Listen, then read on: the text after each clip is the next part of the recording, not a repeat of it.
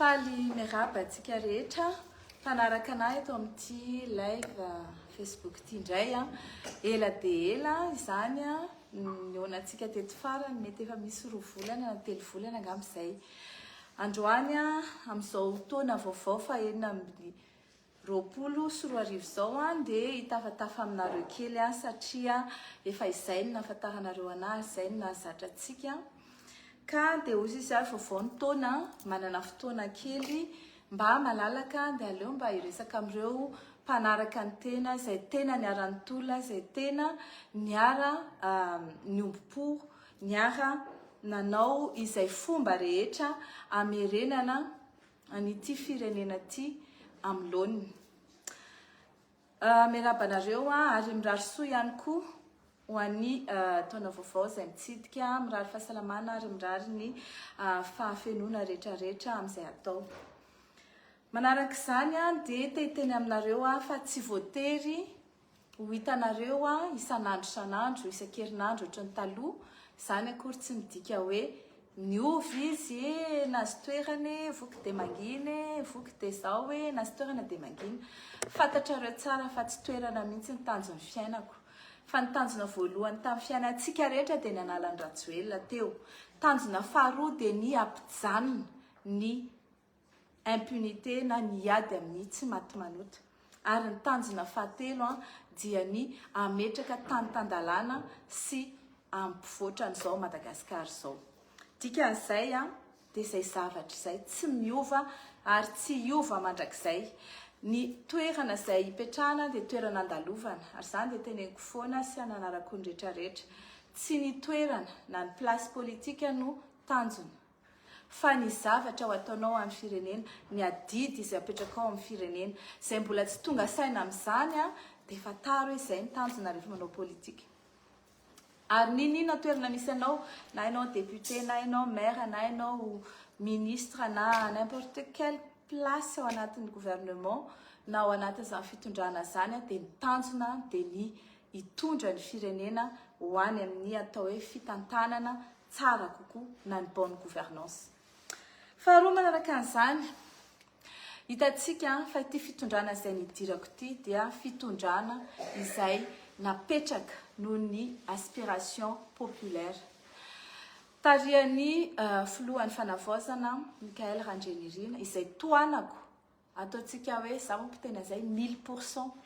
fantatro ny integritéany, fantatro ny zavatra ataony ary fantatro ny zavatra kasainy ary tadidiko tsara mihitsy tamin'ny entretien izay natao tamin'ny alohany anendrenana ho ministra dia napetraka ny fanontaniana hoe ianao ve afaka manao solidarité gouvernementale dia ozy izy hoe za dia solidaire amin'ny refondation, solidaire amina projet ary solidaire amin'izay fanavaozana tiana entina eto Madagasikara izay fa tsy solidaire amina olona ka izay olona na iza ao anatin'izany gouvernement izany na ivelan'izany gouvernement izany na atao anatin'ity firenena ity ka tsy solidaire amin'izay projet fanavaozana sy fametrahana izany tany-tandalana sy izany hoe famerenana Madagasikara ny asiny sy ny dignité an'izany dia tsy solidaire amin'izany olo izany. Hatreto ny filohan'ny fanavaozana dia mbola mijanona amin'izay ligne de conduite zay fa mino tanteraka mino arivo isan-jato fa tsy miova amin'izay izy ary hitantsika fa nefa misy olona dia miezaka mandoto anay mianadahy mandoto amin'ny fomba rehetra miezaka amin'ny kritika ny zavatra rehetrarehetra tsy zavatra vita ao anatin'ny 2 volana izany raha ohatra ka 10 taona no potehan'ny firenena io ka aza tetena hoe aza mila voatsiary ary ny olona izay miara-miasa aminay dia miara-miasa aminay andro aman'alina teny foana hoe tsisy mahazo miala lohako eo satria izahay amin'ny 7 alina amin'ny 9 alina ndraindrairany amin'ny 12 alina vao mirava dia voatery miasa ary mahatsapa tena hoe tena miasa fa le olona mpitazana fotsiny sy mpitatyrakena manao hoe fa ina ny ataonareo nareo atao ohatran'izao fotsiny ka ny tiako tenena dia izao tsy misy compte à rendre afa-tsy amin'ny vahoaka amin'ny intégrité amin'ny lalàna ny tenako. Ireo izay milaza hoe mpiara-mitolona zahay tsy izao ny tolon'ny rana sy izao tsy tena mpiara-mitolo ireny fa tandremo. Olona te hanao abus ireny. Isika no tadiaviny hanao ny vendetta personnel. Tsy izany anefa no fitondrana firenena. Ny firenena dia misy ny atao hoe vérité. C'est quoi la vérité? Inona ny zavatra nitranga? Misy ny réconciliation avec les faits, avec les gens. Zany tsy midika hoe se réconcilier amin'ny mpanao ratsy tsika jamais de la vie. Fa misy olona tsy maintsy saziana ary misy olona jerena ny zavatra ataony ary misy olona koa dia victime an'le système.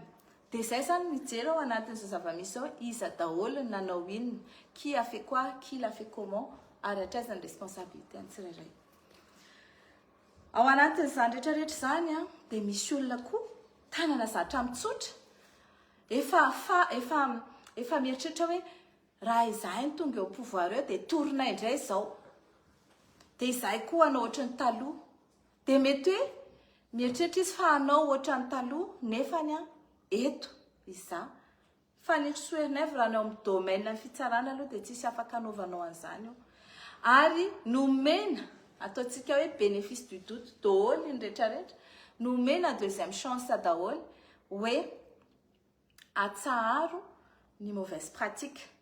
atsaharo ny corruption ary atsaharo ny fomba ratsy natao taloha fa manomboka izao dia miasa isika araka ny tokony ho izy, mitsara isika araka ny tokony ho izy ary izay manaonao foana eo dia tsy hananana antra satria tolérance triple zéro. Saingy tsy eo fitsarana ihany fa misy any amin'ny toerana hafa koa mieritreritra hoe tsy mety aminazy ny zavatra izany. Tsy mety aminazy ilay hoe tsy afaka amin'ny intervention, tsy mety aminazy ilay hoe tsy mahitahita dia miezaka manaratsy ny zavatra sy miezaka izay apetraka. Tena tsaroako hoe ay ro volana kay izay teo zany novembre, 1er novembre no nanomboka ny asay zao tsika 3 janvier. Dikan'izay ro volana ange reto izay. Dikan'izay ny zavatra vitany ato anatin'ny ro volana raha ho tany isaiko aminareo eto dia mety hoe kely fa nampiova zavatra be dia be. Satria tao anatin'izay ro volana izay dia inona ny zavatra nitranga? Voalohany aloha 20 nisan'ny compte saisi any Mamy Ravatomanga sy ny orinasa rehetra izay nataony écran. 143 ny compte saisi any Maurice any Mamy Ravatomanga sur la base ny dossier nalefanay avy aty à Madagasikara. Satria azavaiko misy olona milaza hoe tsisy idiranareo ny affaire Maurice. Tsy tompoko. Maurice dia fametrahana vola fa Madagasikara no nisehony ny infraction ary ny amin'ny resaka blanchiment d'argent dia any amin'ilay pays nisy ny infraction no mipetraka amin'ny fitoriana sy mipetraka ny fanenjehana dia entina any amin'ilay toerana misy ny vola izay nafenina sy ny fotsiana izany dossier rehetrarehetra izany. Dia satria izay nangady coopération judiciaire à Maurice izany natao ironie du sort nainandre tsy tohaina nametraka ny coopération judiciaire mauriciana ary dia izy indrindra sy Mamy Ravatomanga sy ny firongony no iaran'izany coopération judiciaire any Maurice zany. Bravo. Tiako tenena dia izao na io ara izy anapetraka zareo agence de recouvrement des avoirs illicites io dia ho ampiasaina rehefa niteny an'izany tamin'ny taloha raha tadidinareo hoe ho ampiasainy aminareo io ara io fa dia efa misaotra anareo nametraka anazy izao nareo tsy mampiasa an'ilay izy fa rehefa tonga eo hainay ny mampiasa an'io ary tadidio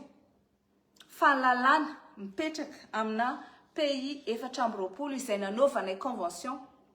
io ilay lazaiko io nataonay tanatin'ny ro volana tany Qatar izahay ary teto à Madagasikara ihany koa dia nanao convention miaraka amin'ny AICCC na ny atao hoe Agence internationale de lutte contre la corruption. Misy renena 420 io izay misy andreo compte offshore maneran-tany ary mpikambana ao anatin'izany Maurice, Seychelles, Londres, Singapour, Grande-Bretagne, Suisse sy ny pays maromaro hafa koa 420 araka ny teniko teo. ka ireo firenena efatra amby roapolo ireo izay mety hisy vola malagasy na feno na nofotsiana na napetraka amina compte offshore tsy mazava dia tsy maintsy omen'ireo firenenareo atsika ny information bancaire rehefa angatahantsika izany ary tsy maintsy manao saisie an'izany compte izany ihany koa rehefa misokatra aty amintsika ny dossier pénal. Ka amin'izao zany efa tsisy tsony zany hoe compte en Suisse na compte any amin'ny île Vierge britannique na any amin'ny île Caïman na ino moa le anankiray ry ka hoe tsy ho azo fa dia ho azontsika izany. Ny procédure fotsiny no elaela satria fantatrareo tsara fa ny fitsarana tsy misy vita anatin'ny 2 andro zany fa amam-bolana ary mandeha tsy kelikely le izy satria atao izay tsy vicier ny procédure izay tsy hampanulina ny procédure dia atao par étape iza no enjehana rehefa ohatra ka ministre io jerena sao dia haute cour de justice sao dia mila saisissevana raha député io jerena sao dia mila main levée d'immunité raha président de la république io dia jerena raha ohatra ka mila atao mise en accusation devant l'Assemblée nationale. Amin'izay dia tsisy hodiviranao io procédure io. Mikasika ny Ravatomanga zay ho avy koa ny Rajoelina. I Rajoelina dia efa nametrahana fitoriana ny rahana atao en collaboration amin'ny Gen Z eny amin'ny Assemblée nationale mba ahafana manao mise en accusation. Teneniko izany satria sao dia misy eritreritra andeha hisakana izany mise en accusation eny anivon'ny Assemblée nationale izany fa dia ozy izy hoe tsy misy na Jesosy aza asakana ny mise en accusation ny Andry Rajoelina io. Zay dia teneniko. Fa izay mieritreritra hisakana an'io na ny fomba ahoana dia ho tsarain'ny vahoaka io. Ohatran'izay koa ny Ntsay Christian efa misy ny fitoriana anazy momba ny volamena ny vadika vy na ny André Tsitohaina moa iny efa hantide international notice rouge. Misy anarana maromaro izay tsy tanisaiko eto fa hoeninareo antsoantso hoe iza indray no tsy maty manota ny eritreritra fa hanota eto amin'ity firenena ity dia eritreritra hoe tsy ho voakitika mihitsy fa dia ilaza hoe okizay ny fanenjena politika. Tsisy mihitsy ny fanenjena politika fa fanenjena araky ny heloka izay nataony no misy zay ihany ny ankoatran'izay blabla. Ny mikasika ny affaire Ambomalaza. Ny affaire Ambomalaza efa saika clôturé dia nijanona teo amin'ny Fenoasina sy ny mamany ary ireo olona izay voatazona tany am-ponja ny fitoriana dia izay tsy nanaiky. Non. Mbola misy olona hafa tokony henoina amin'io mbola misy victime marobe tokony henoina amin'io ary ireo victime marobe mbola velona reo dia mahafantatra zavatra marobe tokony mbola hoenona ka azagagy ianareo raha mbola tsy nitsaraina le izy satria tsy tokony honina eo amin'le raha bebe fotsiny ny fitoriana fa misy olona hafa koa izay mety ambonimbony kokoa. Misy olona hafa koa tokony atao fanadihadiana anisan'izany hoe iza daholo ireo papasosy ireo fa tsy anankiray le iza daholo ireo papasosy mety voaroroy tao anatin'io nefa tsy naovana fanadihadiana ary tokony mbola naovana fanadihadiana. Iza daholo mbola velona tao anatin'izany fanabozinana zany ka tokony anaovana fanadihadiana satria ahitana inona marina no nitranga tamin'io andro arivo io. Ary farany misy ny analizy izay tokony natao nefa tsy nataony zareo tamin'izany ary efa tapitra ny feim-potoana dia mety hoe sarosarotra no mitady an'ilay fa tsy maintsy mbola hosokirina any amin'izay toerana rehetrarehetra misy azy inona marina na tonga ny poziny io satria ny information azonay tany Maurice dia intoxication par botulisme de guerre natao. Dikan'izay na hoely io na hoainga an'io dia tsy maintsy hivoaka ny marina fa ny marina no hivoaka amin'io fa tsy procès apetapetaka dia forcena fotsiny izy bouc émissaire dia vita. Mikasika ny affaire famoahana gadra. Raha tadidinareo 14 octobre 2025 no nivoaka ireo gadra marobe lazaina fa gadra politika. Ny lista izay nomenay tamin'izany andro izany dia 7 amby telopolo. Ary rehefa namoaka ny fonja maromaro teto miaraka amin'izay olona namoaka an'izany dia nahatratra 720. Teo izay dia efa nisaoty teny amin'ny plafond. Amin'ny fomba ahoana no lasa 720 satria nisy nanararoatra. Ary ny tenako mbola tany Frantsa tamin'izany dia ny tena tsisy anaky an'io. Na ny kely ary. Dia teo dia niafina daholo izy ny anakavy. Satria tsara fantatrareo fa izao, ireo olona nandeha navoaka tamin'io dia tsy LP fa MOP. Izany atao hoe MOP izany dia main d'œuvre pénale. Ary main d'œuvre pénale dia natao anao pointage isaky ny zoma eny amin'ny fonja izay nitazomana anazy.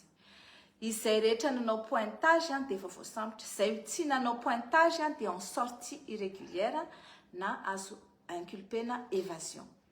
Ireo izay mandeha mitokatokana lalana sy mandeha manao propagande izy mandeha manao tsy haiko dia MOP ny anaran'ireny dia en sortie irrégulière. Ka dia miala tsiny miteny aminareo izay manao intervention mikasika an'ireo olona ireo fa dia mbola miteny koa hoe na Jesosy ara dia tsy aro an'ireo fa dia miverina ny amponja daholo ireo na iza ny anarany na aviaiza izy na vaiza na betsileo izy na merina izy na côtier izy na mavehivavy izy na lehilahy izy na iza no anarany na ilazy izy fa mpiara-miasa amiko na tsy mpiara-miasa amiko na miara-miasa amin'ny présidence na miara-miasa amin'ny député na miara-miasa amin'ny izay zavatra tsara fantatrareo tsy hoe tsy niteny dia razaina fa complice non fantatrareo tsara fa za tsy complice na zavatra ohatr'izany mihitsy ny jamais ary oka mihitsy ny tsisy teny an'izany fa efa fantatrareo zao inona ny antony mitsoka reo olonireo miafina reo olonireo ary misy maromaro nanao sokatra député nanao sokatra trafic na sokatra misy olona nanao trafic de personnes nisy nanao trafic na cocaïne nisy nanao trafic de drogue nisy nanao escroquerie misy ny sasany mialokaloka any ambadiky ny hoe zay ny anjeny Ravatomanga dia ohatran'ny nefa ny dossier ohatran'ny ticket de caisse ohatran'izany nanao escroquerie na tanin'olona non miverina ny amponja. Izay ny teneniko hoe tsy satria mahita anay tsy niteny satria izay variana miasa ho an'ny vahoaka ary ny tsy manam-potoana hanaovana live sy publication eraky amin'ny Facebook isan'andro nandrotsony dia eritreretina hoe nandray carton nandray baoritra le seul carton niditra tato an-tranoko tato dia oka za fa ndresaka carton na meuble ka izay mahita carton hafa niditra taty an-tranoko dia oka izy hitondra proof hoe inona no tao anatin'le carton fa za kosa afaka mana proof fa meuble daholo ny tato an-tranoko tato niditra tanaty carton dia oka tsika tsy manaiky rebreben'ny olona fa matoa tsy mandray olo tsotra mihitsy ao amin'ny biraoko akoatra ny communauté internationale sy ny institution sy rehetrarehetra dia satria tsy te ianao intervention tsy mandray intervention mihitsy na amin'iza satria averiko foana na ho an'ireo namako arany dia miteny hoe tsy hoe satria nareo namako tsy hoe satria ianareo mahita lalana aty amin'ny ministre ny justice dia ianareo ahazo faveur fa velao ny fitsarana anao ny asany rehefa mahazo rariny nareo rehefa tokony azo rariny nareo dia mahazo rariny rehefa tsy tokony azo rariny nareo dia tsy mahazo rariny na ny tenako ara nitory tany amin'ny conseil d'état nak'avocat dia ny avocat no nitory tany tsy fantatro na ny date d'audience ary pour vous dire hoe na za ho an'ny dossier ko ara tsy manao intervention zany hoe ataovy mandresy na azo atao mandresy na ataovy an'izao na ataovy an'izao nefa nareo malala tsara fa iza dia victime fa za tsy mampiasa an'izany toerana misy azany mba hanaovana bu sasany nefa dia mieritratra hoe sambory ihany taovy ST ihany omeo budget de sécurité irovako ny tenako satria za nanompa olona sotrao non amin'izao dia tsotra ny olona izay manao diffamation sy manompa olona sy mamoaka vie privé an'olona dia azo toriana ary na pombana io na tsy pombana io na contre dia azo toriana rehefa une fois anao toriana olona dia mandola amende seule chose azo assurena dia tsy gadra ianao tsy managadra pour diffamation zany tsika fa kosa raha manao harcèlement ianao manao menace ianao manao an'izao rehetrarehetra izao ianao dia possible ho toriana olona possible handoa dommage intérêt ary possible ianao ho banni en Facebook tsy menace zany fa zany lalàna ary oka isika ifanaja tamin'izahay nanohitra tsy nisy an'izany hoe za manompo zany tsy nanompo an'izaniza teo tsy namoaka vie privé an'izaniza teo ary zay mihitsy nataoko ligne de conduite n'izaniza amin'ny resaka vie privé ihany ny na resaka lalàna ihany et ça s'arrête là. Fahatelo, inona koa mbola ho resantsika ankoatran'izay zay mampanontany tena ny vahoaka avis de recherche ho an'ireo olona rehetrarehetra izay nivoaka tamin'iny 87 gadra iny. Isy avis de recherche andeha ho any ka ianareo zay mahita hoe zareo olona miafina ireo dia aza misalasala misignaleny mpitandro filaminana manodidina anareo fa manampy be dia be antsika rehetrarehetra zany amerina an'ireny olo ireny any satria efa natsoina tsy moramora ry zareo hoe miverena tsisy mety miverina sasany moa zany manao intervention à gauche à droite efa tenena tsy mandray intervention zany tsony fitsarana dia aleo zany anaovana avis de recherche zay mikasika an'iny ary farany mitohy miezaka fanadiovana fametrahana tany-tandalana ary mitohy ihany koa ny fametrahana an'izany atao hoe asiny ty Madagasikara ty zany mba ho tena Madagasikara miaina ohatry ny olon-drehetra tsy misy tahotra tsy misy fahantrana fambatena ny arena malagasy ho an'ny vahoaka malagasy ary izany nefa tsy mipetraka raha tsy tsika rehetra matoky fa hisy mpitondra atsika manana an'izay ataontsika hoe finiavana zay fa tsy hoe korotanin'olona hoe ianao manana dia falibery mino an'izany aza mino an'izany za nandritry ny eny taona hitanareo fa tsy niova mihitsy ny ligne de conduite tsy amin'izao zany ny andeha hiova ary tsy après an'izao zany ny ova teneniko foana ty toerana izay misy anaty dia andalovana satria ahafahana manao zavatra fa ankoatran'io mety mbola misy zavatra hafa ihany koa azo atao dia tsy maninona fa izay mahasoa foana nataon'Andriamanitra ary ny zavatra atao dia miasa ho an'ny firenena zange tany an-dafy tena tadidiko mihitsy hoe za mbola tsy te hody satria mieritreritra hoe tena chantier ngely ihany rehefa any ange tsisy toerana hipetrapetrahana tsony ohatr'izao rehefa any ange zao tsisy tany iainana tsony rehefa any ange mbola loto sy korotana ny iainany fa nefa iza raha mianao hoe raha tsy hody ianao dia anao an'izany rehetrarehetra zany en plus le olona nataonao tanjon'ny fiainana amin'ny manala anazy efa lasa nandeha amin'ny kesika dia zao izy hoe bon mody tsika fa adidy io dia ataony adidy dia indraindray tsy afaka miresaka akory tsy mandray telefônina akory fa vavolombelon'ny mpiasa ny banky dia okitsika samy ho tsarain'ny miasany daholo fa aza manaiky ho tsaratsarain'ny olona zay ny afatra tiako tenena aminareo androany dia misaotra betsaka nanaraka dia manaraka indray